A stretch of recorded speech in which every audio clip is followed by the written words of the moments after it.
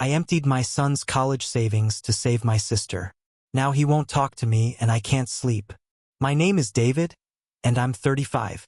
When I turned 33, I thought the hardest parts of life were behind me. The mortgage was almost paid off, work was stable, my wife, Sarah, had found a fulfilling job, and our son, Ethan, who was 17 at the time, was studying obsessively to get into Stanford. Sarah and I had been saving this money for almost 15 years. Every time I got a bonus, or when Sarah sold one of her paintings, that money went straight into the Ethan's education account. It was our main goal.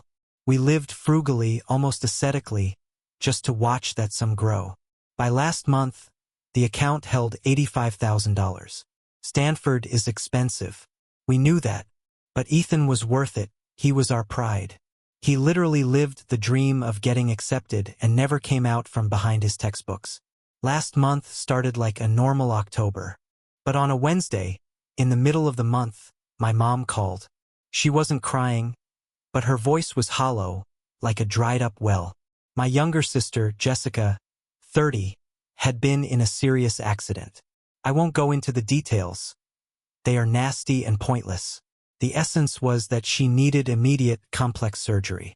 It was about her leg. The chances of saving it were low, but they existed, provided we acted fast. Private clinics, the best surgeons. And, of course, the price tag, $70,000. Insurance, as is often the case, only covered a fraction, and that only if we waited several weeks for approval. But we didn't have weeks. We didn't even have days. The doctor said that every hour of delay reduced the chances.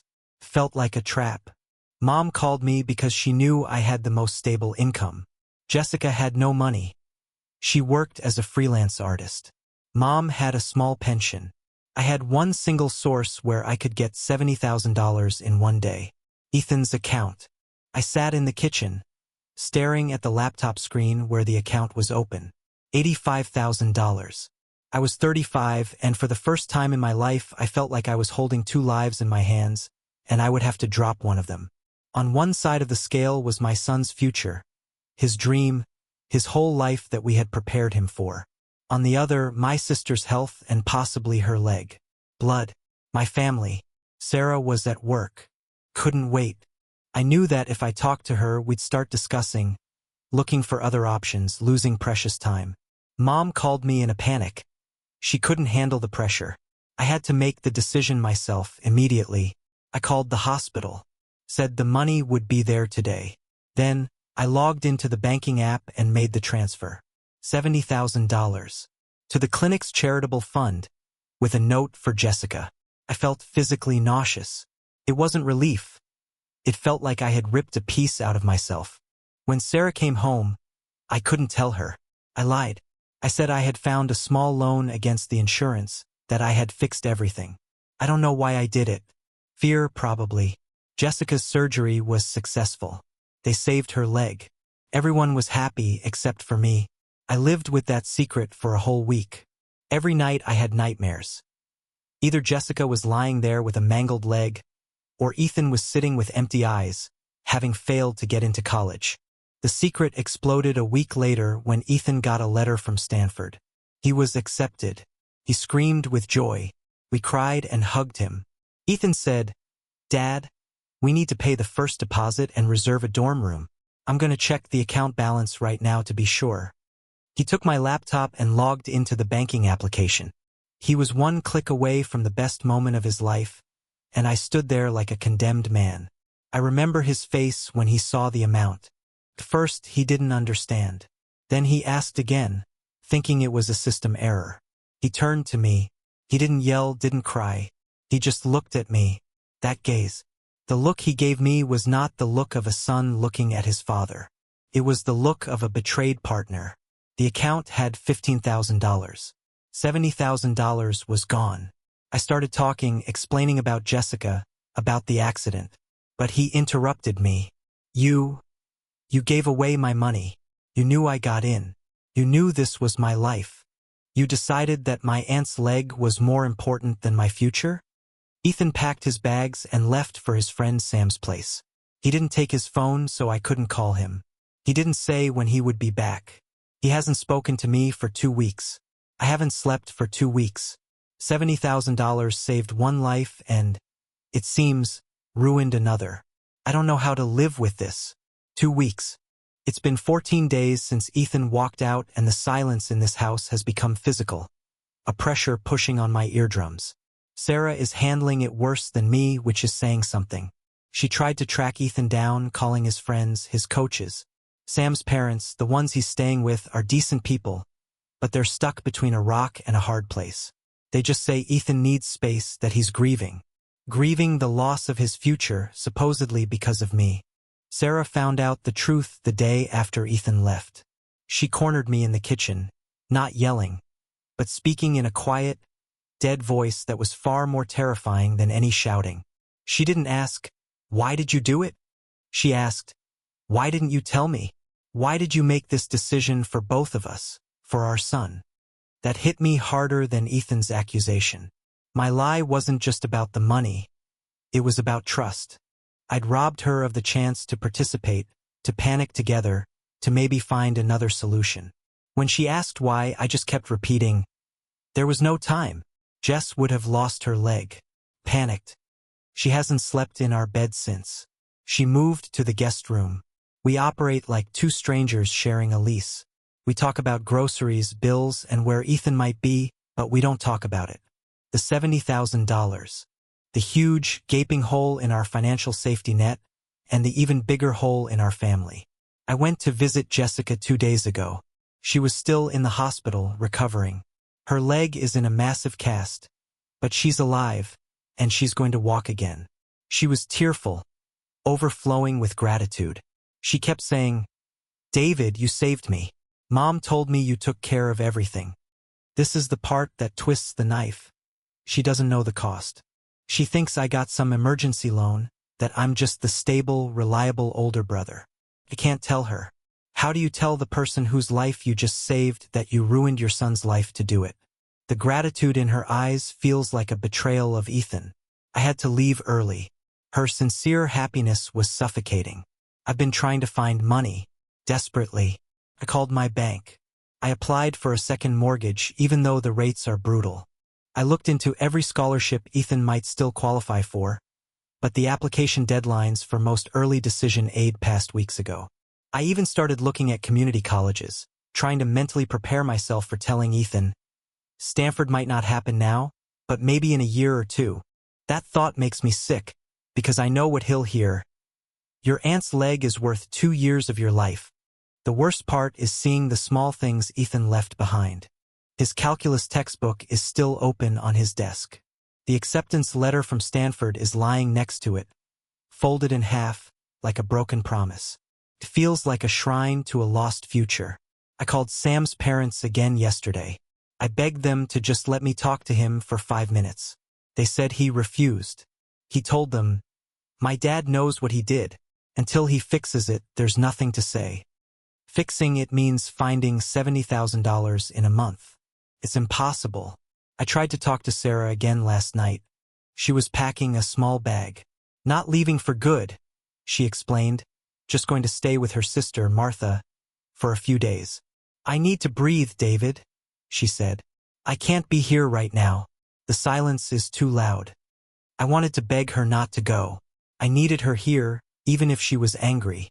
Her anger was the only thing keeping the house from feeling completely empty. Before she left, she looked me straight in the eye, and this is what she said. "I understand why you did it, David. You saved your sister. But you risked everything we built, and you did it alone. Now you're alone in trying to fix it. This whole month has been a blur of desperation and guilt. The operation was successful, but the recovery has just started, and it's financial and emotional, not physical. I wake up at 4 a.m. every day. I sit in the dark, calculating interest rates and tuition fees, and I realize the math doesn't work. The more I try to fix the money, the more I break the family. I keep replaying the moment Ethan saw the account balance. The sheer incomprehension followed by that cold fury. I was a hero to my sister, a thief to my son, and a liar to my wife. I have to choose which one of those roles I'm going to embody for the rest of my life. And the clock is ticking down to the Stanford deposit deadline. Only 2 weeks left. If I don't secure the funds soon, that acceptance letter becomes worthless, and Ethan's accusation becomes the absolute truth. I ruined his future. I just hope my sister's recovery is quick, because the emotional pressure is pushing me to my absolute limit. I need a miracle, and I need it fast. The emotional pressure cooker hit maximum force exactly 3 days ago. Sarah had just come back from her sister Martha's place. She looked rested but cold, like she'd built a wall around herself while she was gone. The atmosphere in the house was volatile. We were both waiting for the other shoe to drop. The silence was the real weapon. I had been running on fumes, chasing down every possible financial lead. My initial hope for a quick, high-value loan was crushed. The bank flat out refused my request for a second mortgage based on my current debt-to-income ratio.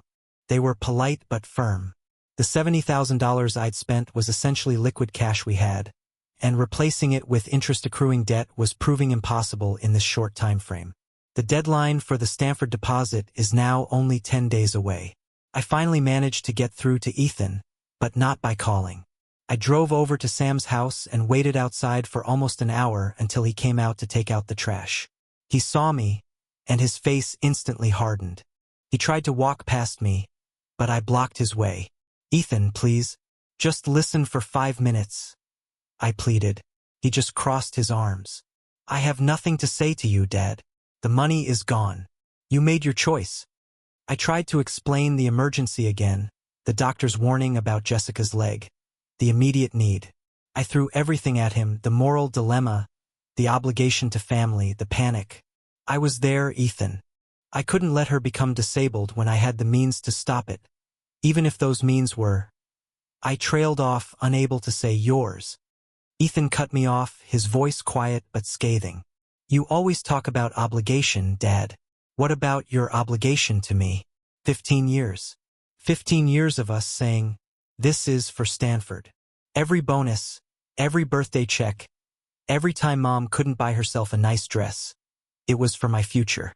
That money wasn't just cash. It was a contract. You broke it for a spontaneous emergency. You gambled my future to save someone else's present comfort." He paused, and the next thing he said felt like a physical punch. "Aunt Jess is fine now, but you killed me.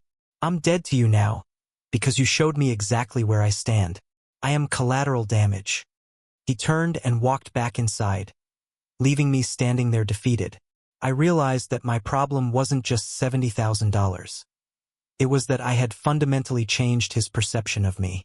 I was no longer his protector, but the person who sacrificed him. Then came the second, sharper conflict. Sarah decided to intervene not on my side, but for Ethan. She told me she had liquidated her small retirement fund. $20,000. It was the only fast cash she could access. She looked at me, her eyes devoid of emotion. "This is half of what we need, David. It covers the deposit and maybe a semester, but that's it. And this is all I can do.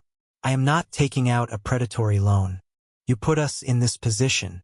You have 10 days to find the rest. If you don't, I will tell Ethan that I paid this to make sure he gets to go. But I can't guarantee anything after the first semester. And he will know that you failed to make up for your mistake." This was her ultimatum. She wasn't just fixing the problem. She was establishing a moral distance.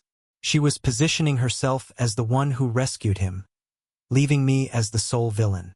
The escalation peaked when my mom, bless her heart, called. Jessica had told her about my loan. And Mom, wanting to help, called me to ask if she could start paying me back slowly from her small savings. I snapped. I told her the truth, the raw, ugly truth, right there on the phone. "Mom, there is no loan. I took Ethan's college fund. All of it. $70,000. He got into Stanford and now he has nothing. He hates me." The line went silent for a long time. Then my mother, who has always been my greatest supporter, said something I will never forget. "David, I love Jessica. I'm so grateful you saved her. But Ethan is your son. You had a sacred duty to him. You prioritized a grown woman's leg over a child's whole future. I don't know how you fixed this. I really don't." The final blow came this morning. I got a call from Jessica's phone. It was her, but her voice was tight. My mother had told her everything. David, she started. Not Dave or Big Brother, just David. Mom told me. You used Ethan's college money. My God, why didn't you tell me? I would have waited. I would have found another way. No, Jess, you wouldn't have. And waiting wasn't an option. The doctor was clear. But now Ethan. She couldn't finish the sentence. I could hear the realization in her voice. She was no longer just the grateful patient. She was now the cause of the disaster. The person whose life was saved at the expense of her nephew's future. She said, I can't keep the money, David. I can't. I don't know how, but I will pay it back. Jess, you can barely walk. You have no job right now. Don't worry about it. I have to worry about it. I have to. You put me in a position where I owe my nephew his life. How do I look at him now? I don't want this leg if it cost him everything. I ended the call feeling completely isolated. My wife is against me. My son hates me. And now my sister, the one I saved, is consumed by guilt and wants to give the money back, even though she physically cannot. I have 10 days to find $50,000 to meet Sarah halfway and keep my son's future alive. And I have no idea where to look. This isn't just about money anymore.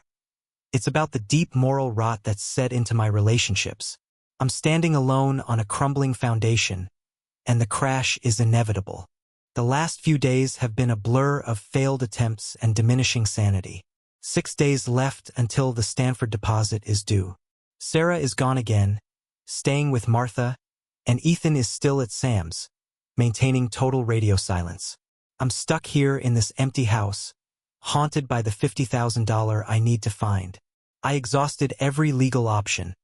I sold some non-essential stocks, netting a pathetic $3,000. I tried pawning my watch and some old camera equipment, bringing in another $1,500. Total raised, $4,500. It felt like I was trying to fill the Pacific Ocean with a thimble. I even drove to the hospital where Jessica had her surgery, hoping for some insane clerical error that might show my $70,000 as a deposit instead of a final payment. Pure desperation. The administrator, a woman named Sharon, was sympathetic but unhelpful. The money was paid, the services were rendered, the transfer was irreversible. I realized I was facing the end of the line. I was going to fail. Ethan wouldn't go to Stanford. Sarah would likely leave me for good, taking Ethan's loyalty with her. Jessica, though saved, would carry the unbearable weight of knowing she destroyed her nephew's dream. Yesterday morning, something snapped. I didn't want to live with this failure, and I certainly didn't want to explain it to Ethan. I sat down at the kitchen table, the laptop open, staring at the $4,500 I'd managed to scrape together, next to the $20,000 Sarah had contributed. $24,500. Still short by $45,500. I picked up my phone and called my oldest friend, Mark. He's a successful lawyer, always level-headed. I laid out the whole miserable story, the sister, the son, the debt, the deadline. I didn't ask for money. I just needed to confess to someone outside the family. Mark listened patiently. Then he said, David, you're looking at this all wrong. You're focusing on the $70,000, but the real issue is how fast you needed it. Nobody has $70,000 liquid, just sitting around. I did, I mumbled. Ethan's fund. Exactly, Mark said. But look at it from the outside. If a critical, life-saving surgery costs $70,000 and needs to be paid immediately, where does that usually come from? Who handles that kind of urgent, high-value transfer besides a bank? I didn't follow. What are you getting at? Mark paused. Your mother. She called you. She knew you had the most liquid assets. Did she call anyone else?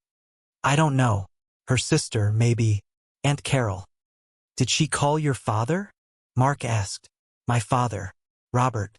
He left when I was 12, and we've had minimal contact ever since. He lives on the West Coast, involved in some construction business. We exchange obligatory Christmas cards. Nothing more. He was never a part of the family, certainly not a man I'd turn to for help. No, of course not. They haven't spoken in decades. David, Mark said, his tone turning serious. When you were a kid, your parents took out a large life insurance policy, not on themselves, but on you and Jessica. It was part of some complex trust your grandfather set up. They were supposed to keep up the premiums, but your mom always worried your dad stopped paying his share after the divorce. Check the policy number. Call the insurance company. See if that policy is still active, and see who the beneficiary is. I felt a dizzying cold rush. My grandfather? A trust? This was an entirely new, deeply buried layer of family history I knew nothing about. I dug through the old documents box in the attic. Took me 2 agonizing hours, but I found it. A thick folder with faded blue paper. Family Contingency Policy Robert and Eleanor Bennett Trust. The policy was for $100,000. The beneficiary was listed as medical emergencies of named children. My hands were shaking as I found the number for the insurance company. I called them, gave them the policy number, and waited on hold for 20 minutes that felt like an entire lifetime. The representative came back on the line, cheerful and utterly detached from the chaos she was about to unleash. Yes, Mr. Bennett. This policy is active, $100,000 face value. It's an older plan, surprisingly. Looks like someone has been consistently making the hefty premium payments. We had a claim filed last month, actually. My heart stopped. A claim? What kind of claim? A claim filed by a third party, your father, Robert Bennett. He filed a claim against the policy for $70,000, citing a major medical emergency for Jessica Bennett. The check was processed 2 weeks ago and issued directly to the hospital foundation. I dropped the phone. The twist of the knife. My father paid for the surgery. Not me. Not my money. The money was paid from a family resource I didn't know existed. A resource that was specifically designated for this exact emergency. I didn't steal Ethan's future. The money I took was ultimately unnecessary. I emptied Ethan's account, sacrificing him, when the actual funds were already secured by the father who abandoned me 20 years ago. I am not a hero who made a tough choice. I am a desperate fool who committed an act of betrayal for nothing. The moral dilemma is no longer between my son and my sister. It's about honesty and redemption. How do I tell Ethan that the sacrifice I made was utterly meaningless, that I didn't even save my sister, and I still emptied his account? And how do I face Sarah, knowing I destroyed her trust for no reason? I have 4 days to put $70,000 back into Ethan's account, but I don't have the $70,000 my estranged father just spent. And now I have to call him. The shock of the discovery that I hadn't needed to touch Ethan's money hit me with the force of a wrecking ball. I was sitting there, staring at the faded policy papers, realizing I hadn't been a desperate hero. I was a tragic, unnecessary villain. My fear and my need to control the situation had driven me to betray my son when the crisis was already solved by a ghost from my past. The first person I called was my father, Robert. I hadn't spoken to him in years, and now I was calling him to confront him about a $70,000 payment he made on a life insurance policy I didn't even know existed. He answered with a gruff, detached voice. Robert, it's David, Jessica's brother. I know who you are, David. The insurance company called me. The claim was processed correctly. Jessica is fine, I heard. Why didn't you tell us, Robert? Why did you pay the $70,000 without telling Mom? Or me? He sighed, a sound of heavy resignation. Because if I had called your mother, she would have spent 3 days screaming about what I owed her, and those days were critical. If I had called you, you would have spent 3 days trying to find a loan and wasting time. The policy was there for a reason. I saw the hospital bill and the urgency. I made the call and signed the papers. It was faster that way. It was never your money to worry about. But I did worry about it. I emptied my son's college fund. $70,000 of Ethan's money is gone. And he thinks I ruined his life. The money didn't need to be moved. The words came out in a desperate, choked rush. Robert was silent for a moment. When he spoke, the tone was hard, accusatory. You had $85,000 sitting in a savings account. You panicked. You chose the path of least resistance in your immediate financial environment without checking all your options. That was your failure, David, not mine. The policy saved Jess's leg. Your panic cost your son his trust. He was right. I was furious, but he was undeniably right. He fixed the life or death problem, and my fear created the family disaster. He hung up soon after, leaving me with the chilling truth. I was solely responsible for the betrayal. I immediately called Sarah and asked her to meet me. I told her I had a breakthrough. We met at a coffee shop downtown.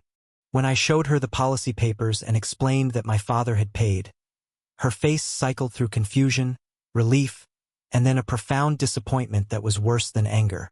David, she whispered, you jeopardized our son's future for a problem that was already solved by your estranged father. We broke faith with Ethan for absolutely nothing. She started to cry, not out of sadness, but frustration. You have to tell him the whole truth. Not just that the money is coming back, but how it was paid, and that you made the wrong choice even if the intention was right. The climactic moment came the next day. 4 days before the deposit deadline, I drove back to Sam's house. I didn't wait outside this time. I walked up and knocked on the door. Sam's dad, Mike, answered. I told him, I have to talk to Ethan. This is about his life and I have information that changes everything. Please, Mike. Mike relented, seeing the exhaustion and truth in my eyes. Ethan came down. He stood at the bottom of the stairs, looking at me with that same cold, betrayed expression. I need 5 minutes, Ethan, I said, my voice shaky. I didn't mean to destroy your life, and I have to tell you something you need to hear. I laid out the whole story. The secret policy, my father's involvement, the $70,000 transfer, and how I took his money before I confirmed whether the surgery was already covered. I didn't hide the depth of my failure. Your Aunt Jess's life was saved by your grandfather's foresight and your father's quick decision. I took your money for no reason. I was a thief, Ethan, but not because I prioritized her over you.